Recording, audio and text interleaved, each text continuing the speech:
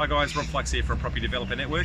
Another one of the obstacles that we've needed to negotiate in the development process in actually assessing our frontage is the fact that we've actually got a fire hydrant that sits right out the front of our property. Now, fire hydrants aren't like what you see in the American movies. They're not these great big red poles that dogs come along and do their business on, but instead what you'll find is they're generally these little, in the ground, they're a very small little pit, and they're typically painted yellow.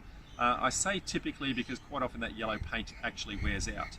Now, the challenge there is, in our particular instance, this is exactly where we want to put a driveway in the new subdivision.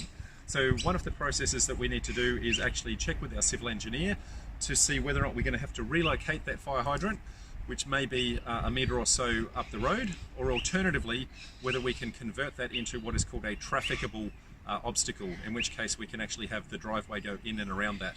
We don't quite have that answer at this point in time. Our civil engineer is actually making that determination right now. We've budgeted for the worst case scenario just in case.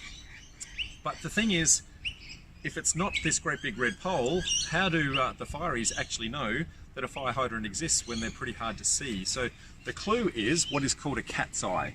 Now, a cat's eye are the little hiccups on the road, and they're painted blue when it's a fire hydrant. Quite often they're white or clear normally, but they're painted blue, and you'll see this little yellow triangle. The little yellow triangle points to exactly where that fire hydrant is.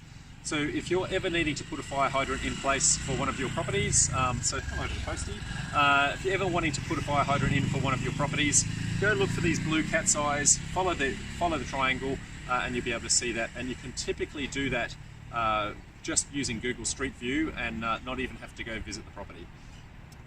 We'll catch you on the flip side with another issue and challenge that we're trying to overcome in this process on our next video. Till then, bye for now.